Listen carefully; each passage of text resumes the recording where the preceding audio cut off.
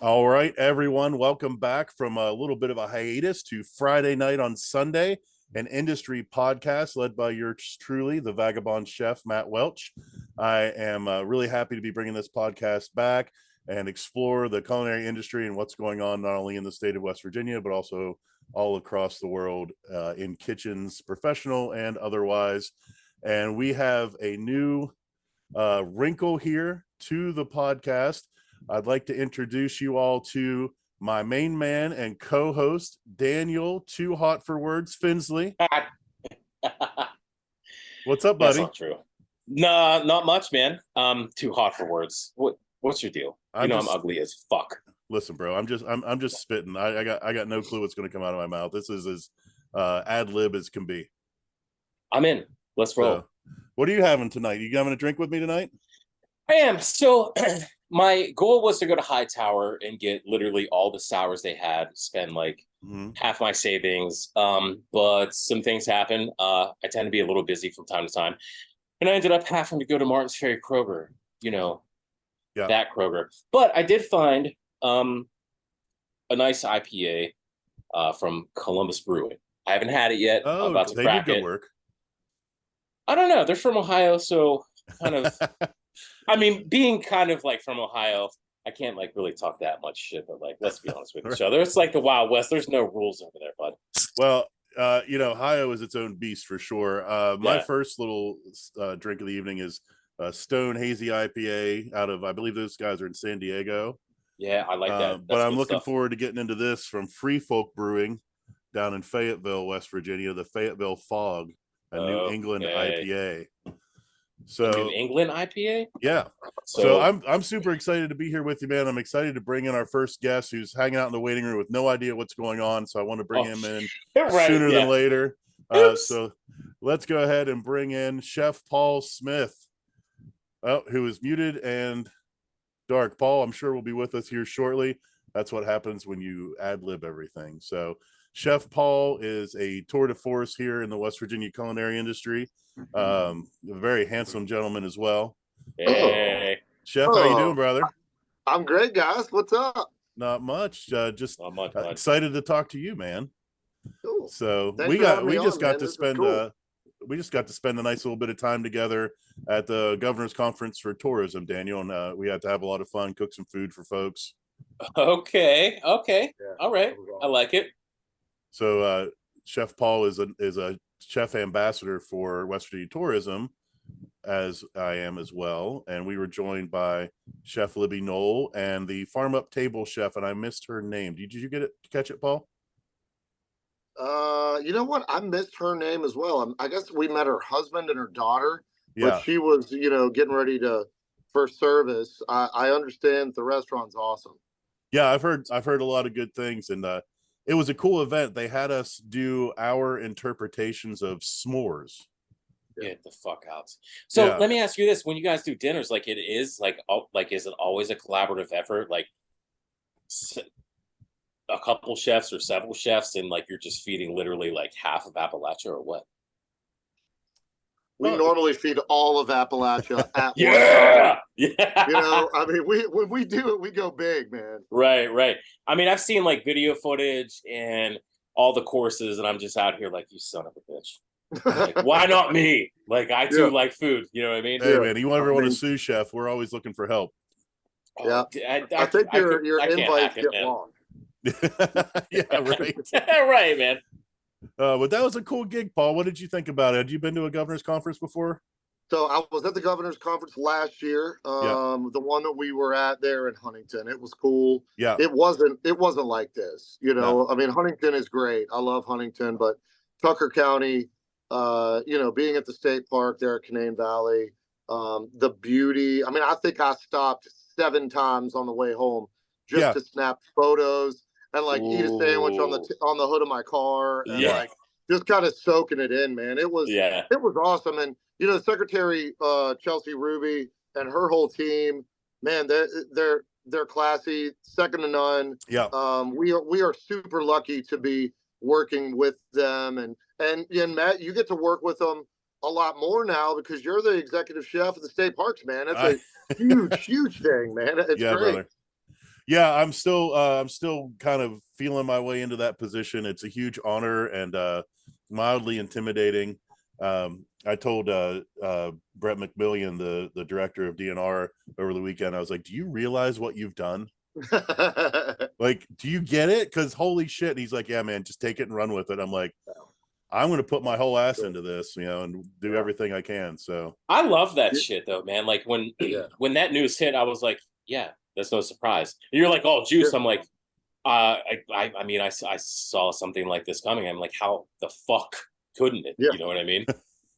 Well, and there isn't and I said it, and I've said it online, and I'll say it a million times over. There isn't a better chef or person to do this, to represent the state parks, to represent food in Appalachia, to represent our state, man. I'm proud of you. I'm proud to know you. I'm proud to cook with you, man. It's freaking, thank you, brother. I mean, it's fucking awesome. I really appreciate that. Thank you. Yeah, Agreed. So, and go ahead, Danny. It just in terms of like your representation of like a chef in general, I know like a lot of chefs are like hard edge, will definitely punch you in the face in a heartbeat, but like a lot of them are absolutely hoity toity and like the levels of like ego and things like that. And I get it. You're good as fuck at your job, but like you might be, aside from myself, like the most humble motherfucker I've ever met. And you're beautiful too. So there's that. Yeah. So there's that. Yeah. So let's move the spotlight off of me a little bit here.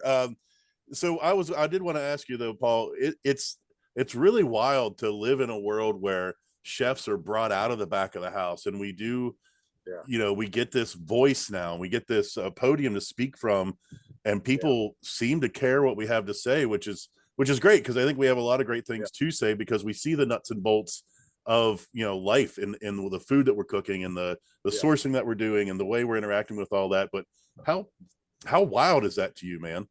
Fucking crazy, man. I mean, when we started in this business, shit, I was 20, so 28 years ago, we were behind the wall. We were kind of, the servants. We were the help, and I'm stoked to be center stage. I know you are. I know, there are a lot of chefs though that I wouldn't want center stage. They're like Daniel said, there's a lot of egos out there. There's a lot of pompous assholes. There's a lot of things that that we do say or have done that we don't want people to know.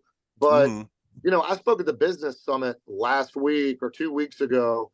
I mean, who in the hell would have thought that I would have been up on stage with 3 ladies that are probably some of the most prominent women in West Virginia, talking about tourism from a first person perspective, and get a standing ovation, because that's the direction that our state is going right now, man.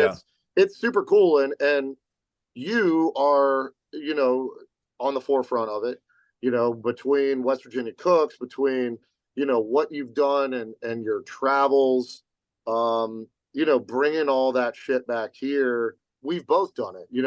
We needed to get out. I think we needed to see the world. And I think being a chef, part of it is because we are creating the experience, is experiencing shit ourselves. And a lot of times we experience it from behind the wall.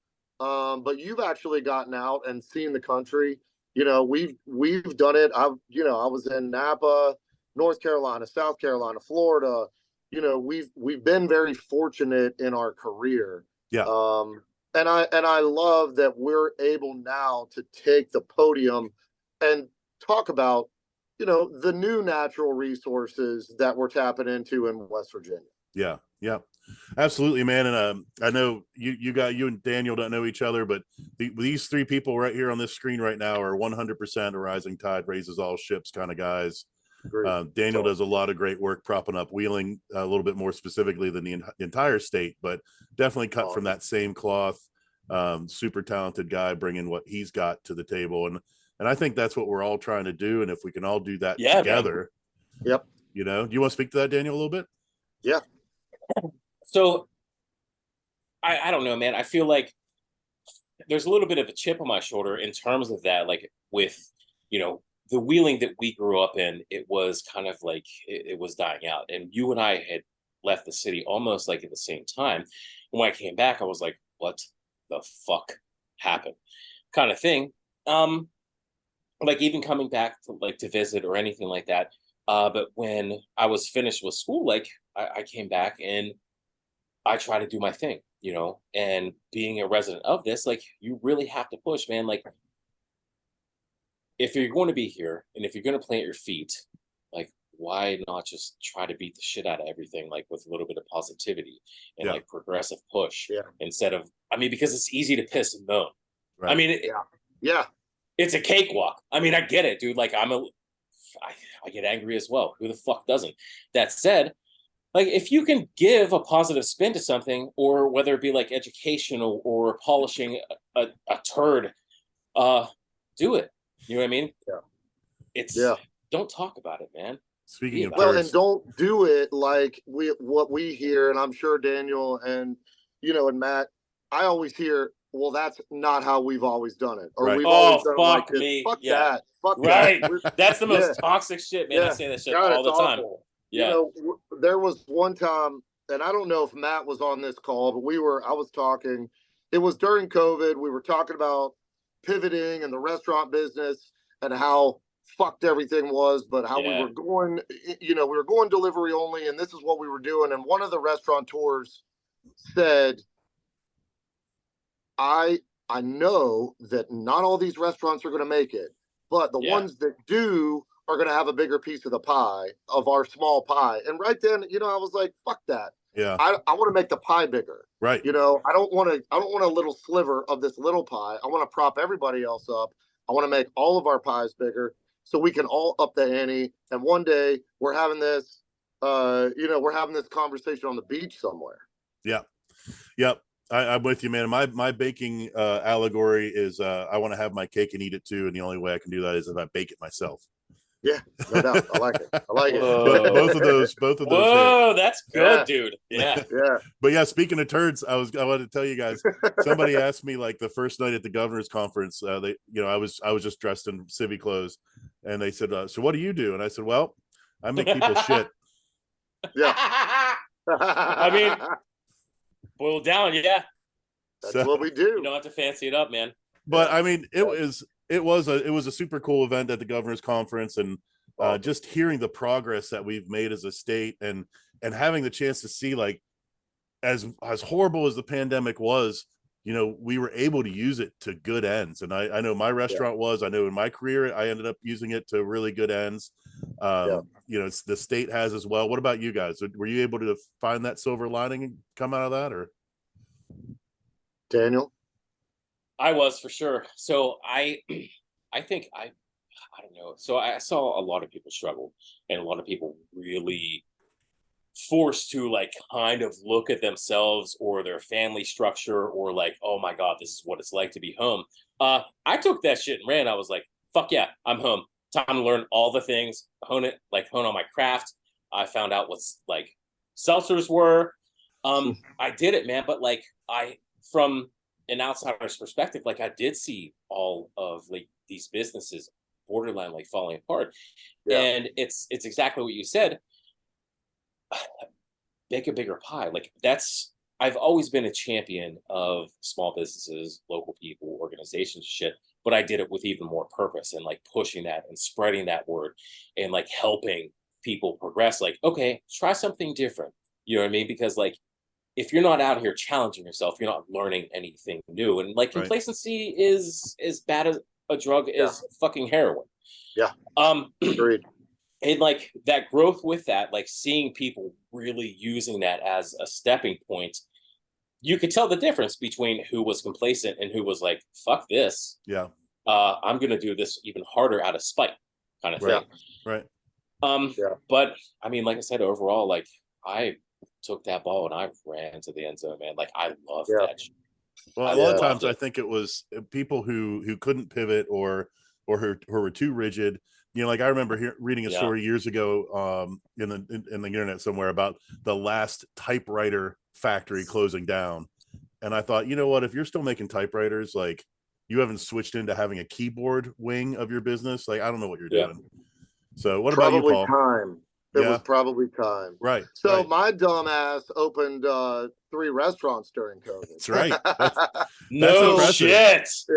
Yeah. So I kind of you know, so Barcadas, which was my first restaurant, Filipino restaurant, we opened 3 weeks Really? before the shutdown. So talk about, shitting your pants, literally. We were gangbusters. I remember you coming in, Matt, Yeah. one of the first couple weeks we were open, Yep. you were down for the farm coalition. Mm-hmm. And I mean, we didn't have a service. It was Mm-hmm. 300 covers all day long. I'm getting my ass kicked on the line, and then it comes to a screeching halt. And we couldn't shut down. Yeah. And then I was too far in to 1010 and the pitch to stop the progress. We had people on salary, so I sold my house. I moved in with my parents. At 45 years old, I took one for the team, Yeah. but I will say a couple things. 1010, I think, is probably one of the, if not the only restaurant that benefited from COVID. When we started, when you start a restaurant, you don't know what it's going to be. You don't know you can't control it. Right. We were forced to control it by reservation only, by letting people in at a certain time, and we've kept that momentum going. Our restaurant is the most controlled restaurant that I've ever been in. We have a 45, 50 seat restaurant. We'll do 150 covers in a night, but we control it. It is a machine. That's awesome. If the pitch, if 1010 benefited the pitch, it was scary. The pitch is in 120, 130 seat restaurant. It's in a sports complex, no travel, no sports, no gatherings, so we were fucked. We were, putting in money every week. And again, we didn't lay anybody off. We just said, we're going to suck it up as owners. We're going to take it on the chin. We'll eventually get through this. And, now I think, like you said, Daniel, I mean, I think West Virginia in general came out for the best. I think we all got to go back to our roots. We all got to get back to cooking and having and that family dynamic, whether we liked it or not, and whether our food was shitty or not, but I think West Virginia came out of it smelling like a rose. I mean, you talk about, to bring these two conversations together, right? You talk about how tourism is on the rise, and that's from people wanting to come here because they got out of the rat race of NYC or Chicago or all these metropolitan areas, and they wanted to get back to nature and get back to nostalgia and find some sense of normalcy that was like, man, I just want to go out for a fucking walk. Yeah. And, then, hey, here's some ramps and here's some mushrooms and let me get some, Hen of the Woods. And then let me cook this shit for myself. And I know so many people that kind of changed their whole being during COVID, for good or bad. Some of it, the idle hands really spun people out. You talk about, my God, drinking, people out here drugs, crying, having whatever. breakdowns and shit. Yeah. My dad, it spun him out, and I think we were used to it. We are used to kind of being caged animals and in the kitchen, and I really embraced it. I loved it. I worked every single day, 12, 14 hours a day. I think our teams came together. I don't know if it, at Vagabond Kitchen, if it happened, but, in a lot of restaurants, either your teams kind of fell apart or they really became a family. Yeah. And I think that family dynamic carried over, and it was, it was scary. Yeah. But I know that I'm a better person. We're a better restaurant. We're a better restaurant group. Yeah. And our relationships are stronger. Yeah. Yeah, no, I lost most of my employees, and I really took it back to the drawing board, and a lot of things that I had been afraid to do up until that point, because I didn't want to push my customers too hard. I was worried about the demographics of Wheeling. I just got to the point where I was like, all right, we can't get any slower, so I'm just fucking going for it. I love that shit. I saw it unfold, man. I was like, get it, motherfucker.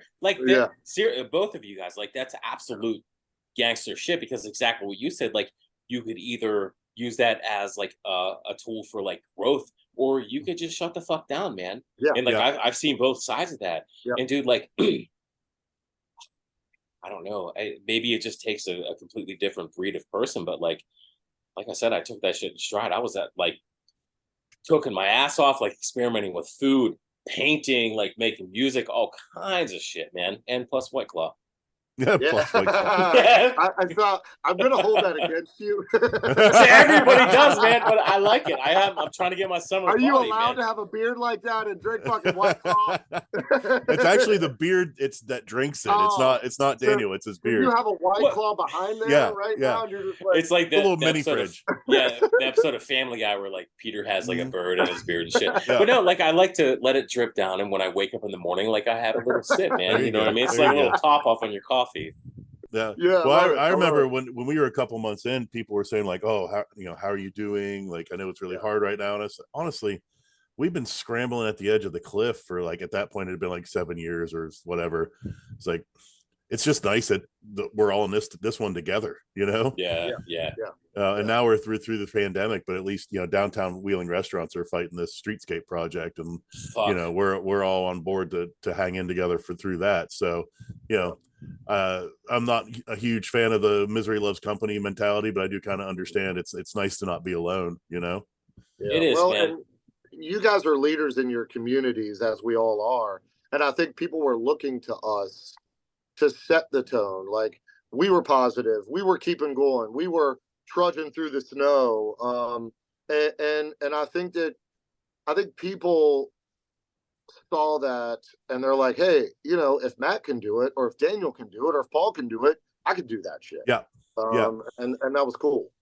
Yeah, I love that shit. That's always been my goal. Like I look at see what other people do. I'm like, okay, if they can do it, I can do it. Yeah, and I'm hoping absolutely. other people are looking and like, okay, if he can do it, that dumbass on a motorcycle, then I can certainly do it. But it feels good to be sometimes like an inadvertent kind of like jumping point of inspiration, whether you like it or not. Like you absolutely are. You know what I mean? Like when Matt, like when you and I like, well, when you talk food and I just soak it in and look at you like I have a giant crush on you.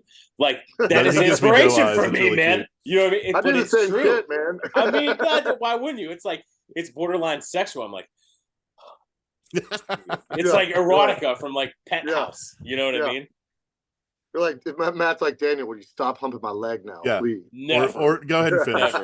Yeah, it's fine. We're friends. It's exactly like that, though.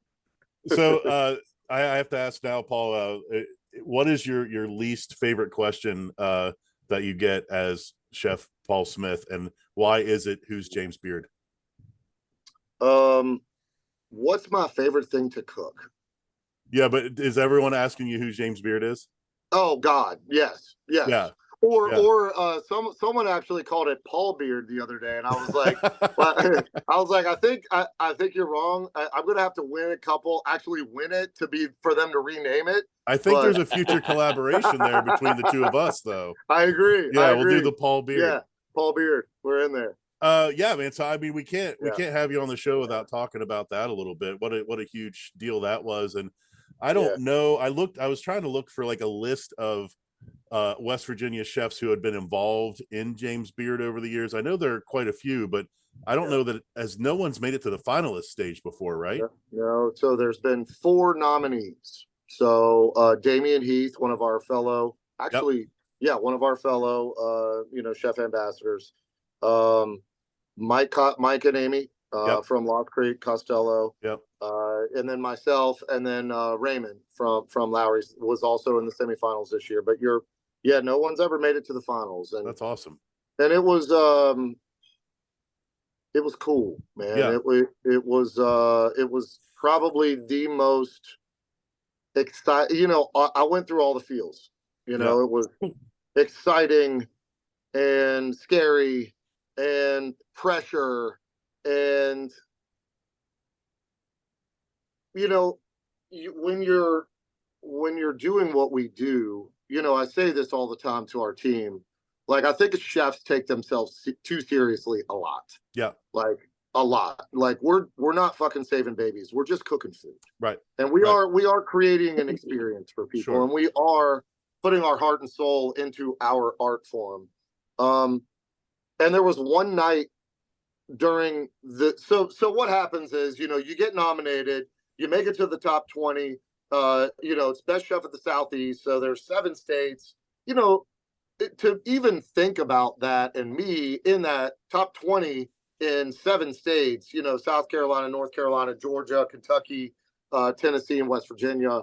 And you're like, well, what the hell? This is crazy. Like, I was washing dishes in the pitch when Billy Disson called me and said, hey man, congrats. And I'm like, on what, bro? And he was like, James Beard. And I was literally like, shut the fuck up. I'm like, literally. But to have that, and we feel it, that there's a lot of pressure to do what we do in general. But then to turn around and have a state following you and kind of, it was very surreal. Going to Chicago, being in the top 5, the other chefs were from Nashville, Atlanta, Lexington, and then Charleston, and then Charlotte. So you think about Atlanta, who ended up, Terry Covell won it. Fantastic restaurant, Deer and the Dove. But like, there's more restaurants in Atlanta than there are in West Virginia. Right. So probably. To even be in that conversation, man, I literally, I think I cried a couple times. Fuck yeah, you did. It was all of the feels. And I will give a really, really huge shout out to Jason Adams, who we met this weekend too. And he was there. His girlfriend, Abby, does digital relativity. He made two videos that captured what it felt like, the hard work. Oh yeah, those videos are great. He is just, I mean, I'm pretty good. We're pretty good at what we do, but he is a master at his craft. And then going to Chicago, walking from our hotel to the Lyric, walking around the corner, paparazzi, red carpet, tuxedos, like, besides them asking what designer I was wearing, because I think it was TJ Maxx. They were like, it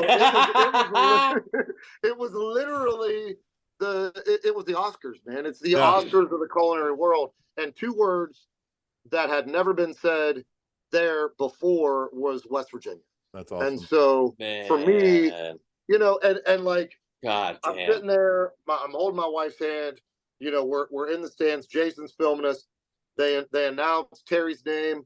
I ended up coming in second for for literally 5 seconds. I was like, shit. I felt like I let an entire state down. Yeah.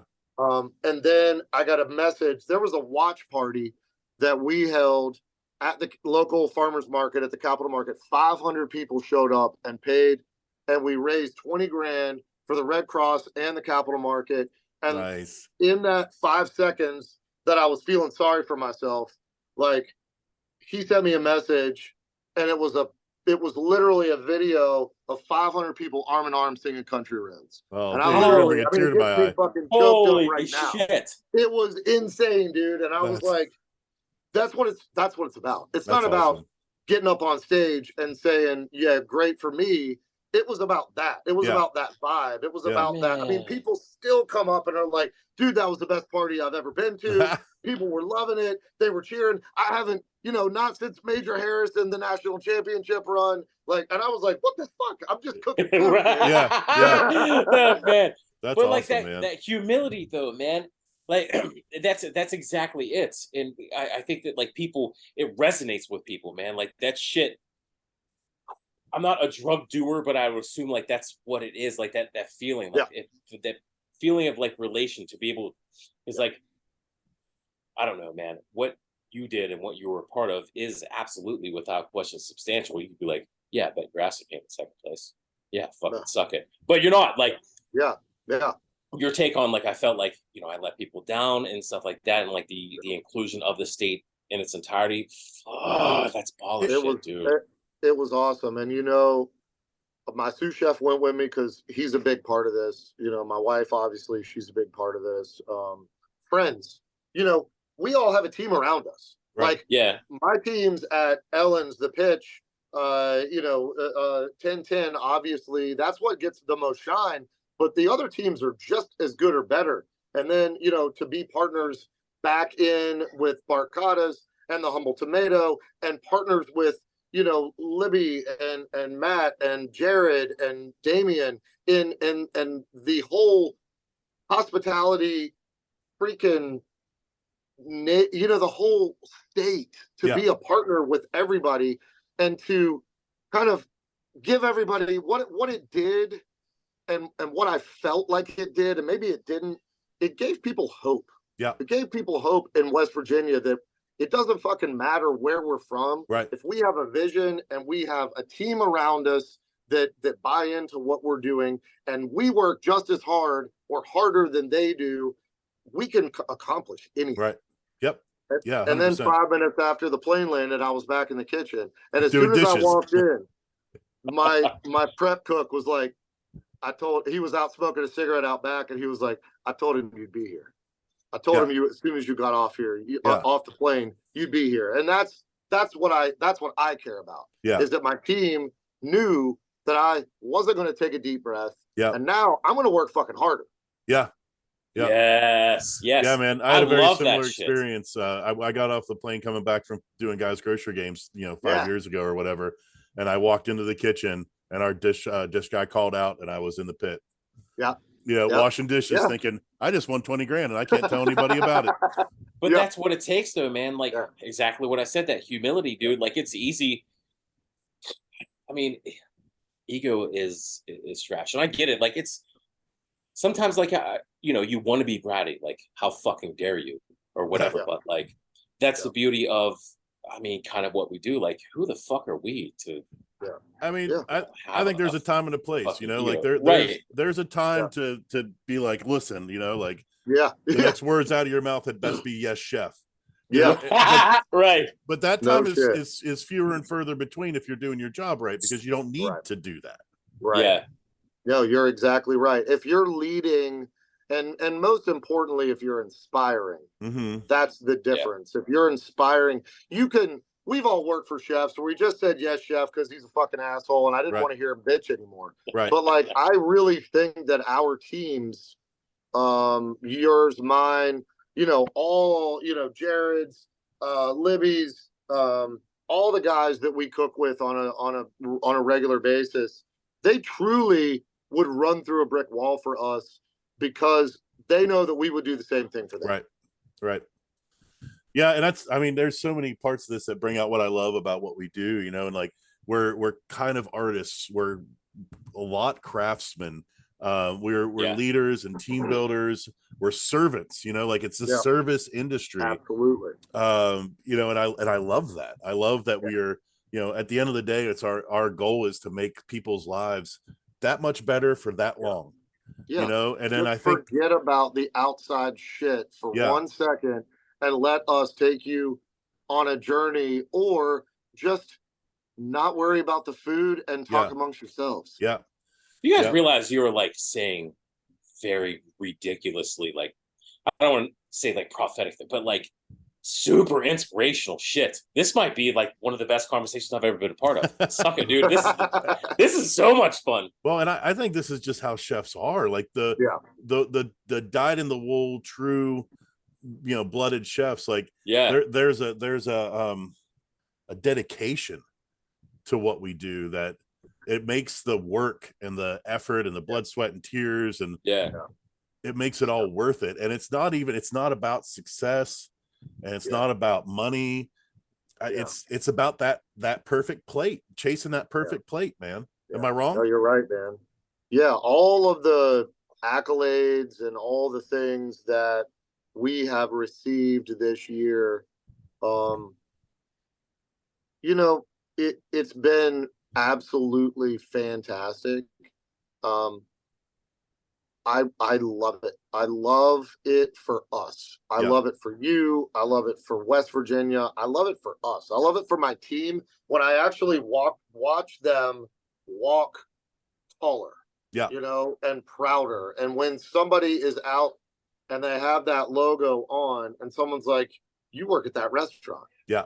And my team is like, I do work at that restaurant. Yeah. And they were as big of a part of it as I was. I get to go and do the dog and pony show and rub elbows with the famous people and put a tuxedo on. But it's them that do the shit every day, right? And you said it, you know, we wash dishes. Yeah. I you know, sometimes I actually want to wash dishes. I gotta Washing let a little dishes bit of can the be aggression therapeutic, out. man. Hell yeah. Yeah. Well, in my mind, a chef is like the master of his or her domain. Like we can do whatever needs done. And like, you know, we're in control, or at least we seem to be, or we appear to be, because we need to give our team that confidence that like, we know what in the hell we're doing. Right. And nothing is beneath us. Because I can't ask you to do it if I'm not going to do it. Yeah, I would clean when we first opened, because you know we opened on a shoestring. I was cleaning the grease traps. Yeah. So we have 2 grease traps, and you know, Daniel, if you've never been associated or had to clean a grease trap, thank goodness. But they're the foulest smelling thing in the world. So like, I fun would fact, literally like to stick my head in a porta-john in the blue lot at Mountaineer Field than clean a grease trap out. my first job, so like I had a paper route growing up. Like my first Sunday paper delivery was in the blizzard of '93, like good fucking times. But my first like real job as a 16-year-old was in the food industry at Hardee's. Grease traps, fuck you. That shit is so gross. They're very gross. Dude, I was cleaning our grease traps once a month for the first 6 months. So, you know, I do it with a shop vac. You know, take the time, take the drill, take the top off. So I'm cleaning it. I put the shop vac hose in the 3-bowl sink.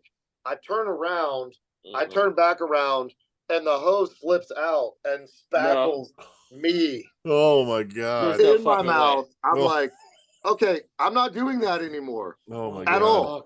I will spend the $500 a month that it takes. I don't even care, because I know I don't want to put any of my team. Nobody's fucking doing this. Yeah. You know? Yeah, it's foul. It's so But foul. at least they saw that and saw that I was willing to take one literally for the team in the mouth.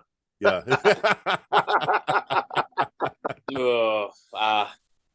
That's great, man. So what do you think is next? What for you, for the state? Like where do we go from here? Well, so I hope that, you know, Governor Justice has done a really great job with putting the right people in place and giving them the tools that they need, just like us in the kitchen, right? Yeah. Chelsea, you know, the teams that are around him are fantastic. I worry a little bit about who, and I'm not political, so I'm not going to name any names. I just worry that the next administration is going to not put as much emphasis on tourism and on what we do, and I think that would be a shame.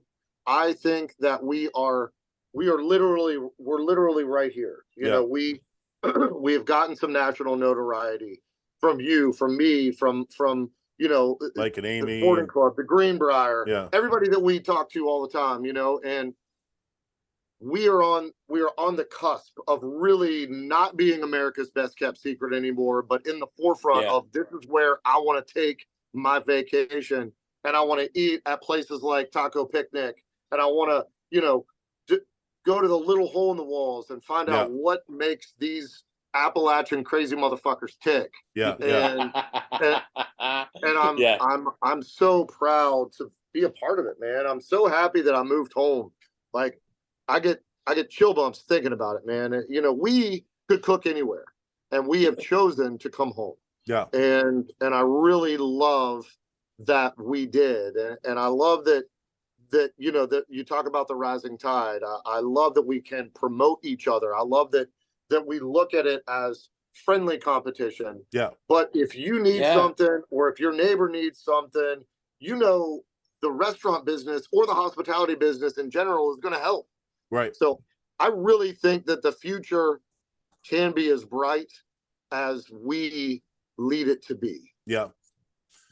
Yeah, it seems like there's a lot of resources right now, and I know some of that is coming from the administration, but I just like I don't know, man. Like I've got a very small amount of time to look at what's been going on here the past 10 years or so.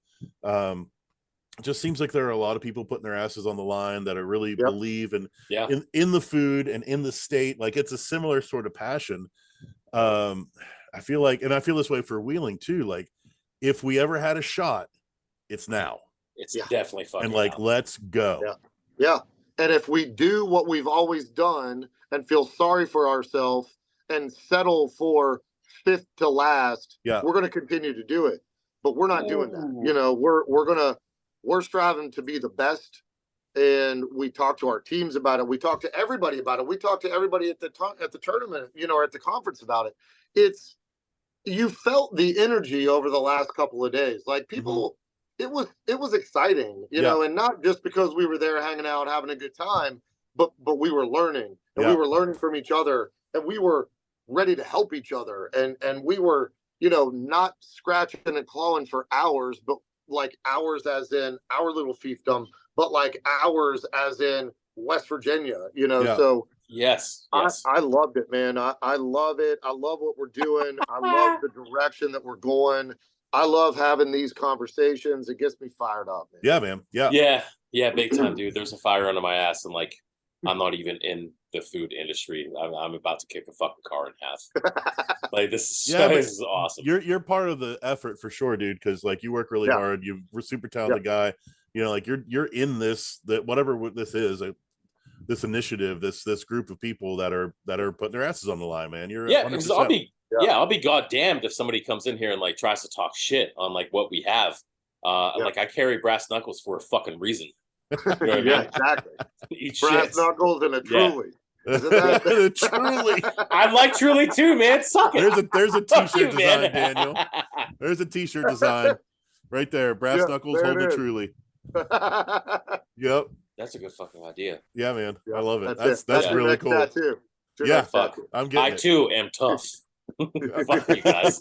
But you know, you talk about tattoos, right? So I'm partner in a tattoo shop. Yeah. And I believe in people, you know. So these guys are, but one of them's a buddy of mine since we were 8. Fantastic artist. The other 3 guys are just fantastic people and fantastic artists.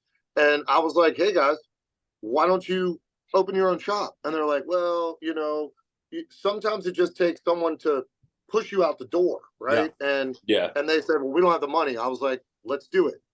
But if we do it, we're doing it right. And we're going to make sure that it doesn't look like a seedy tattoo shop on, you know, a corner like it used to. This place looks like a boutique. Yeah. And it's fantastic. And Night Owl Tattoo is very successful because these guys take pride in it, just like we do, just like all 3 of us do. They love it. They work harder. It's theirs. Yeah. And I love it, man, because I just believed in them. And I think that, you know, it could have tanked. I could have lost some money, but who gives a fuck? I was willing to take a chance, and I think all of us are willing to take a chance on our people, our friends, the ones that we believe in, whether it's artists, whether it's music, whether it's, you know, kicking car doors in with brass knuckles, whatever, you know. We just believe, if we believe in ourselves and we believe in people and we believe in West Virginia, you know, I think that's what we've been missing. We've always kept shit close to the vest as West Virginians, but we've also settled for mediocrity. Yeah. Without question. And that's been an absolute common thing. Like, I think, I don't necessarily know if it's generational, but like I look back at like people like my grandfather who were like genuinely kicking the fucking hell out of somebody if they try to, you know, step or do the wrong thing. Right. And something got lost. And I think that, like, to go back to what I said like a while ago, like that chip on your shoulder, like, hey, you know, being close to last place and all of this shit, like, here's an idea. Fuck you. We're better than that. Yeah. No, I felt that chip in Chicago. In that award, I felt that chip and that weight. Yeah. In Chicago, that was that was, this is what we've always done. We've always, done this. We've always settled for this. We've always, no, we can't do that. We're West Virginia. Right. Back when Anthony Bourdain came, it was kind of, a very telling story about, others from outside of West Virginia that have come in and kind of taken and then left. And I know that has shaped our grandparents, our parents, and us it's to keep everything close to the vest, right? Yeah, but there's it's almost to be kept learned, it to where we didn't want to leave. Right. But you and I, all of us, we had to get out. We had to see what else was out there. We had to experience life ourselves. And then thank God we came back. Yeah. And because you have to experience at least a little taste of culture, because much like both of you, I've left several times. Yep. And for some reason, I've come home just because there's just opportunity here. Yep. I'm not shit to begin with, but outside of this city, I'm just a fucking fleck, which is fine. But coming back here, there are roots to be grown, man, and you're absolutely right on that. Mm-hmm. I think there's a huge part of what we do, and I've been making this a large part of my message recently is, we do these events, we do these dinners, we do the food this way. We're certainly trying to draw people in from out of the area. I'm trying to draw people in to West Virginia, to the Upper Ohio Valley, to Wheeling, to downtown Wheeling, to my restaurant. But there's also a piece of this that's about building up the morale of the folks that are our neighbors. And this Saturday, I'm going to be doing a dinner down in Moundsville. And I've been doing this, will be my third one now. I do it in the spring and the fall. And last year they said to me, we just didn't think something this nice could happen in our town. It's I grew up in this county. You're damn right. I'm going to cook here. And they do it. The Moundsville, they think that way. Right. And the Moundsville Arts and Culture Commission that puts this gig on, they do an amazing job. They decorate this shelter right down on the water, and it's beautiful. I mean, the food by itself would not make this event. Yeah, and it's great. They kill it. And it really is. And that logo is really good. Did you do the logo? Awesome.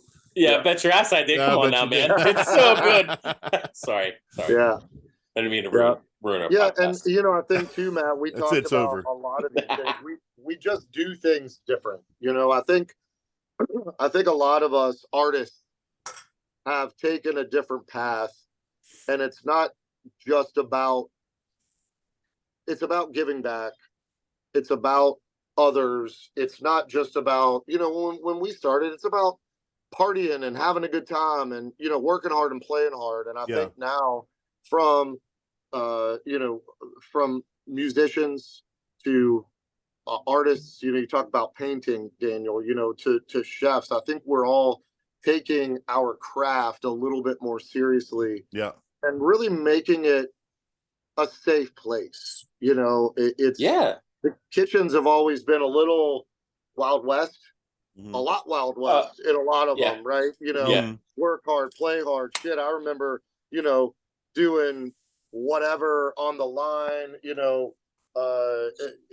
and then, doing girls or, in the, doing bumps and doing girls in the walk-ins. And now I think it's different now. And there's definitely some restaurants that are still doing it, but I think we are setting the tone of really turning a corner. Yeah.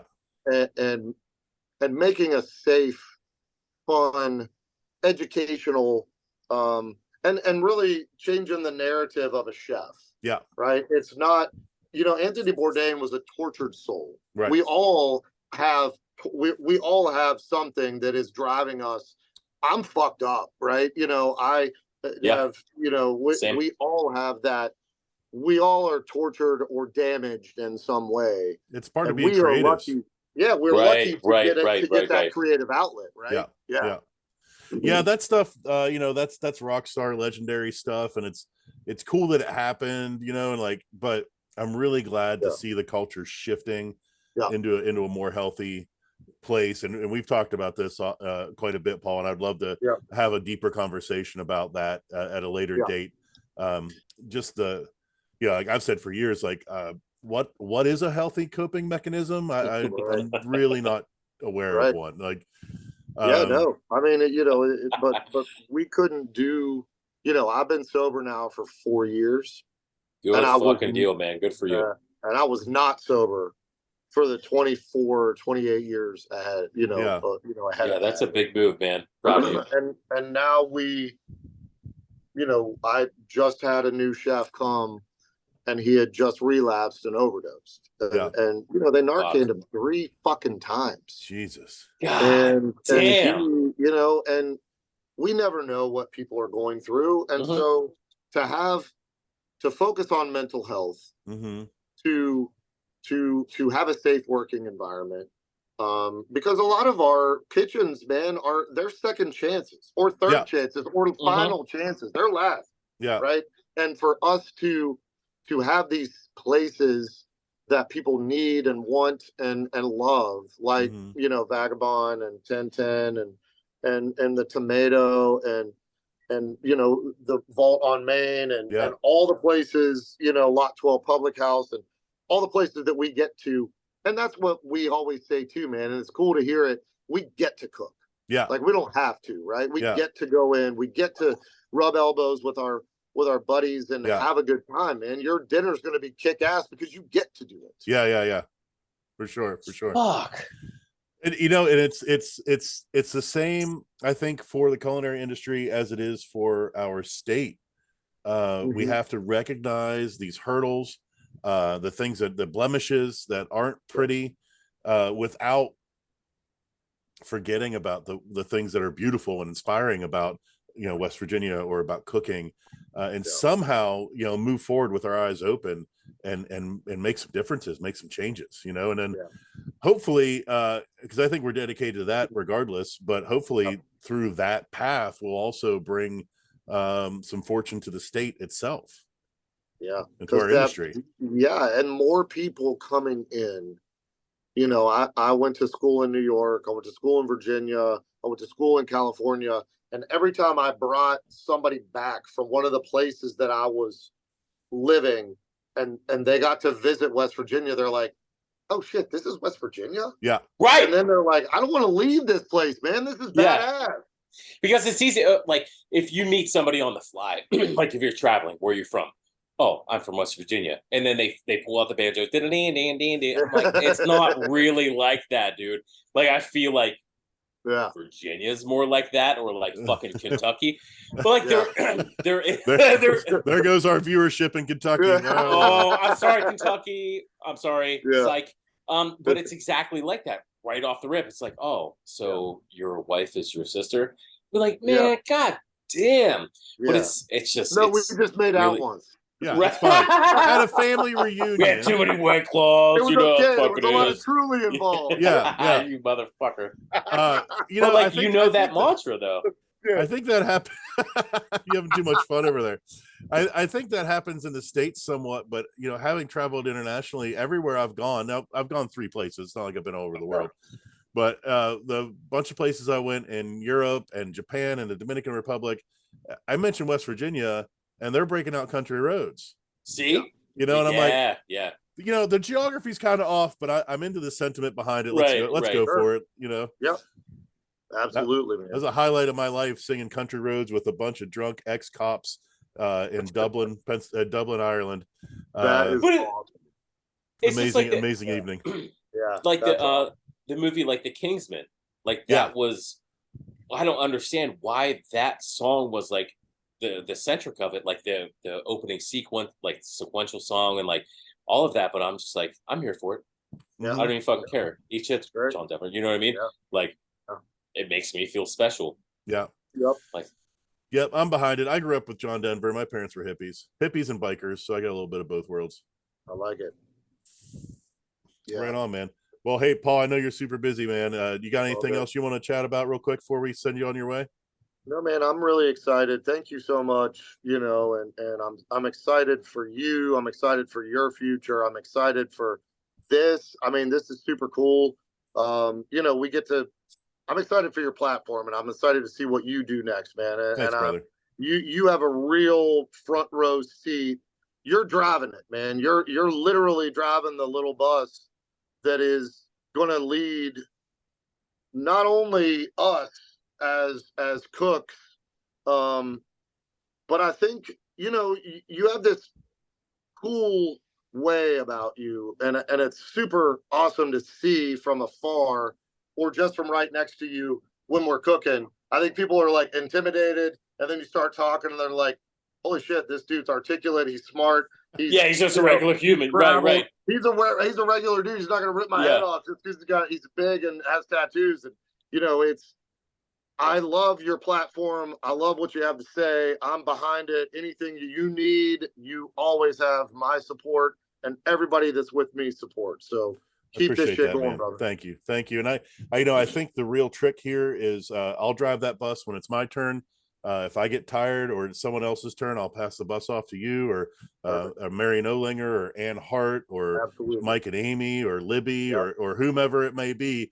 We can all take turns driving that bus, and Marion's probably doing bong rips in the back seat, but that's fine, man. Hey, that's cool. Yeah, maybe it's all good. Maybe he just rides shotgun. Right. He might just he plays the DJ, man, but he keeps us all going, so it's all good. Yeah, and, it's not about me or you or anybody else. Like, we are using our ability to speak our podium to raise up everybody and do something good for all of us. And I'm just happy for the opportunity to be a part of that. So I really appreciate your kind words, man. It's awesome, man. And it's great to meet you, Daniel. I think keep it up. I need to get up to Wheeling and hang out with you guys. If I ever get out of this fucking kitchen. Yeah. And before we end this, I mean, can we just talk about how much fucking fun that conversation was? I mean, let's be honest with each other here. Like, Paul, God damn, you were just like knowledge bombs and like inspirational shit. I'm so glad this is being recorded. Matt and I talk about this shit all the time. And now, we literally talk about it a lot. We were talking about it over making s'mores the other night and about, I think the three of us, and there's numerous of us, but we're blazing the trails, man. And it doesn't matter who's in our way. The bus is going to run you over, man. Get on the bus or we're going to fucking run you over. That's the only option.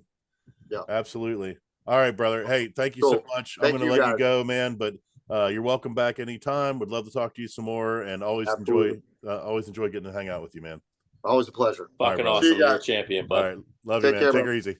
Later. All right. God damn. That was awesome, right? Fuck. Yeah. So I only know things about him from like what you had explained, and like I googled him, but like, motherfucker. Woo! I mean, I can't be the only one, right? Like, dude, it was fucking home run after home run. I'm just sitting here like, yeah, okay. Okay. Yeah, so I first met Paul like, oh gosh, I remember how many years ago it was.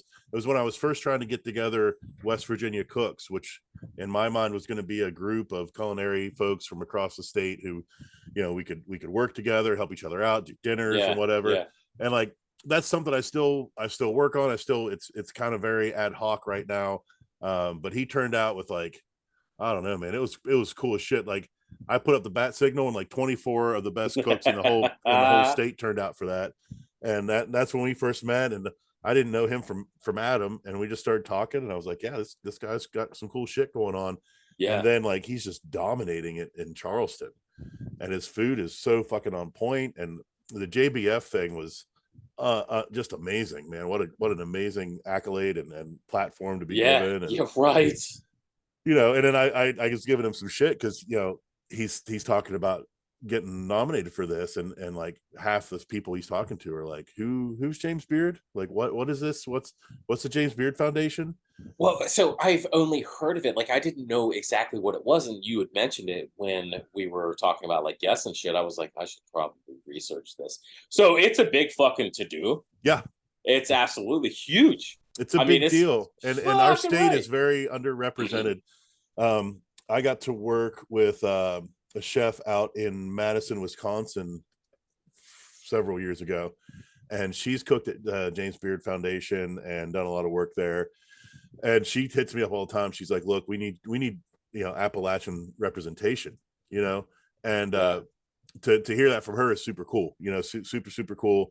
And she's kind of always, and I'm like, you hanging out with some of those people, like, Dan Sherman, the sous chef, Sioux, the Native American chef. I supported his Whoa, yeah. Kickstarter years and years ago, and he's doing a Native American tribal cuisine kind of Oh, I bet restaurant. that's I think in fucking Minnesota. good.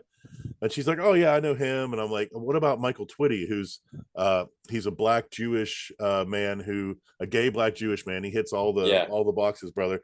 And Yeah. he did a great book called The Cooking Gene, and he went back to Africa and kind of traced a lot of cuisine back to his roots and his No family's fucking way. ancestry. And like and she's hanging out with all of them, man, and it's awe inspiring, and at the same time it almost shouldn't be, because Yeah. this is what we should be doing. Right, man. And so just like growing up in a family that like really cooked, like we always like talked about food and like backgrounds and shit like that. So like, I have like my grandparents, my mom, but we also have the other side of like my family, like having been from like Texas, the whole like, whether it be like South American or like Mexican descent, like being introduced to all that shit, it was just always there. Right. But I mean, it was fun to talk about. It was fun to try new things. Like, I don't know. Maybe it's just us, but like, food is an absolute language, but Yeah, it's an understood language, dude, what like I just love like about, music or just like art. well, and actually all three of these things I guess fit together, because what I love about food is it cuts through all the bullshit. And Yeah, it doesn't matter who you are, where you're from, what you believe, any of that. Good food is good. yeah. Now that everyone has their opinions and preferences, and that's Right. fine. You But could say it's subjective, but like, if you don't like onions, it's not fucking subjective, right, kind of right, thing. You know what I right. mean? And I just think, like, I've cooked a lot of food that I didn't like personally because I didn't Hmm. like that kind of food, but I Right. did good food. I'd have to Yeah. have someone else come and taste my curry cauliflower soup and like, hey, is this good? Because I can't stand yellow curry, and they're like, oh yeah, it's fucking great. Like, okay, Wait, you cool. can't Because stand yellow curry? I no, I'm not a big fan of Indian food, man. I keep trying, I keep pushing my boundaries. I had a Wow, what would that it blows be? my fucking wig off, dude. Yeah, man. I think it was a tandoori, maybe chicken I had at the Wanderlust Creative Foods down in Fayetteville a little while back, and it was pretty damn good. I think that's Pakistani, not Indian, but Get the I'm fuck out. yeah, I'm still trying to open up my boundaries That a little bit. that threw me through, like, it put me through a loop, man. Yeah, it's my one thing I've got a bit of a problem with. I don't like yellow curry. Green curry is okay. I love red curry. Red curry's the best of the best. I mean, well, I like all three.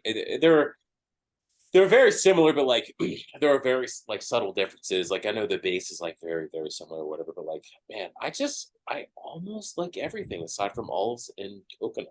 Hmm. Fuck you, olives. You taste like blood and pennies. See, I love olives. See, fuck you, dude. Yeah. But like, I won't exactly what you said, like on the YouTube video. I won't kick them out of bed for what? Eating crackers. Eating crackers. Yeah. Yeah. If they're like in my salad or if they're in like in anything, I will taste them out of spite. Like, okay, 42. Well, It's time to fucking nut up or look, shut man, up. here's the thing too, though. You got to realize if you're eating those fucking rubber olives that are out of a can. But rich people also different. Like you Yeah. go to Good Mansion Wines, Right. those aren't olives. Those are fucking $50 bills. Like they're Kalamata fucking olives, and yeah, man, there's brother. good olives out there. There are. If you're judging are. all olives based off of the Like 10 from shittiest 10. canned olives, 10 for 10 from Kroger's. Yeah. They are they're like the Super Balls you used to get out of the quarter machines. Yeah. Yeah, right. But it's easy to base that shit because if you go to any restaurant, like chances are 9 times out of 10 they're going to use that shit. Well, that's part of the problem. Oh shit, here we go. That's part of the problem with capitalism, because capitalism pushes people to do the cheapest thing that they can do to make the most money, right? And they don't worry about quality, and one of the reasons I think things are rough with the restaurant is because I want to do the best thing that I can do, not the cheapest thing that I can do. So my food costs are higher than they should be because I'm buying a higher quality ingredient. Well, you absolutely are, man. And that seems to be like a lost art. And I understand, like, you have to make a living and so on, but I feel like your menu and your vision absolutely speaks for itself. Like, we converse every time, like you have a quarterly menu change. I'm like, please, Matt, talk to me about your menu. I'm just like, again with the dough eyes, I'm like, fuck yes, But like it is. I mean, you're right. Like I get this from this local place, and I get this from this local place, or like I go out of my way to get this. That shit is with purpose. It's not Right. like I'm sure you use things like through Cisco or whatever, but that's not the core thing at Right. all. And Right. it never Sure. has been. And that's just like Pornhub. Well, I just don't It's so get it, good. man. People don't understand what goes into real food, or even what real food is anymore. So much Right. food is freezer to fryer, and it's garbage that they buy off of a food truck, pre-made, ready to go, because they can't find people to work. They can't find skilled people. They can't find people to train. And I get it. Yeah. I get it too, but I would rather close than do food like that. It's rough, man. It absolutely is. But like the fun thing is when you introduce like somebody to like genuinely like good food, and you see their fucking eyes widen, like fucking Requiem for a Dream, you know, like, Yeah. Yep.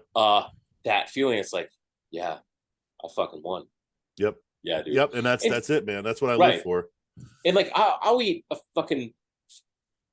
a shoe if it was deep fried. I mean, it's delicious. I get it. Yeah. But at the end of the day, like being like super into food and like wanting to experiment and shit like that, like there's a line that you have to draw, man. And exactly what I said previously, like eat with purpose, dude. Right. Fuck Right. me. Well, and that's part of the goal too, man, is to get people to be more intentional with their choices. You know, and if you eat real good quality food and you get those feels that brings, and you're like, oh fuck, I can have this. Like, now maybe not in your daily life, right? Like not every right. I mean, yeah, we're not Oprah. We can't do that shit. I couldn't afford to eat at my place every day. I don't have time to cook like that every day either. So there's going to be, sandwich days and maybe even fast food days and whatever. But if you can we had Domino's yesterday. Yeah. Like, but if you can tell your fiance that. She'll love it. She loves Domino's more than anything. She loves Domino's more than me. It's fine. Yeah. Fuck. But if I can get you to experience quality and realize how good it really is, then maybe you'll look for it just that much more than you used to. And absolutely. And then your life will start to change. And if you can resonate out from the food, you start looking for quality in your media and your conversations. Like, man, that's the life-changing shit I'm here to be a part of. It is super cool. So aside from my dad, nobody else had ever been to your spot. Like when we went there last summer. Oh yeah. For like the birthday party, there were I think it was like 10 people deep. And like my dad knew, because I took him. I was like, hey, we're going here. Fuck you. Yeah. And he was just like over the top, like pumped. But like we're talking like my grandma, my stepmom, my sister, kids and shit. They're just everybody's trading plates. I want to taste this. Oh, that's awesome. I want to taste this. I was like, yeah, that's dude, awesome. I felt elated. I was like, I know him. I felt it was super cool. And like my grandma, ever so often, like she'll message me. She's like, hey, you want to make that, like you want to get some of that fried zucchini or like those duck wings or something like that, get them frozen and just like reheat them for like holidays and shit like that. I'm like, I mean, I can, but like I'm not Matt. Like it's not gonna be the fucking same, dude. It's not like that at all. Yeah. But they all left in silence, like, I'm so that's full, awesome. I'm so happy. And I was like, fucking right you are. But it's just that feeling, man. Because when they left, like while they were silent when they left, like if anybody asked them, like, oh, what'd you do yesterday? Guarantee they go off the rails about that shit. They're like, oh, we tried this place in downtown. We're like, you don't even know about it. And that's great. Like that shit makes me feel good, man. Yeah, for sure. Yeah, it's it's hard. Having done this for 9.5 years now. I love cooking food, and that's why I got into this business. And how often do you get into do entrepreneurs get into a business and then find themselves no longer doing the thing that they love to do? Jesus. Yeah. I learned a long time ago, like the food can be amazing, but it's to a customer, there's so much more that needs to happen. The atmosphere needs to be great. Experience. The service has to be great. Like everything has to match the food. And that's not my forte. So I've been struggling with that forever. Like, bringing all that up to that level, improving the food, but then bringing everything else up there with it, man, it's tough. because it does matter. And like I'm sure you read your reviews or like other restaurant reviews, like or even like social media, like client social medias that I manage and shit. Like I see those reviews too, and if there's shitty service, they're piss ass and they'll give it a 1 star. Yeah, like not even showcasing the food. It's like service sucked, eat shit, die in hell. Yeah. I'm like, damn. What about the food though? Fuck you. Right. Food comes and goes. I'm like, does it though? Yeah, right. I'm like, god damn. But you are right. It's absolute full circle. I don't. I have no idea how the fuck people operate in that industry. It blows me away, dude. You're like, we should start a food truck or a restaurant. I'm like, I'd rather die. Like, I want to love, like, to cook and like feed people, man. I don't want to have like any level of resentment or like any of the kind of feeling. I'm not saying like I'm even worth a fuck about like cooking or whatever, but I still love it. I just want to keep that love. Yeah, you know what I mean? Like, there's a separation, dude. A lot of people have asked me, they say, well, so and so says I make a really great chili and I should open up my own restaurant. And I say, nah, you should keep making a really great chili and enjoying it. Yeah. So you should not open up your own restaurant. And if you can't sleep because you're so excited about the idea of opening up your own restaurant, and you can't tie your shoes in the morning because you're so excited about the idea of opening up your own restaurant, and you lose your appetite and you don't want to talk to anybody anymore. And, like, it's like being in love. Yeah. Still really, really think about it. Because it becomes your whole life, and it's completely overwhelming. And it's a great way to turn a billionaire into a millionaire. That was strong fucking words, man. And on that note, thank you for joining us at Friday Night on a Sunday.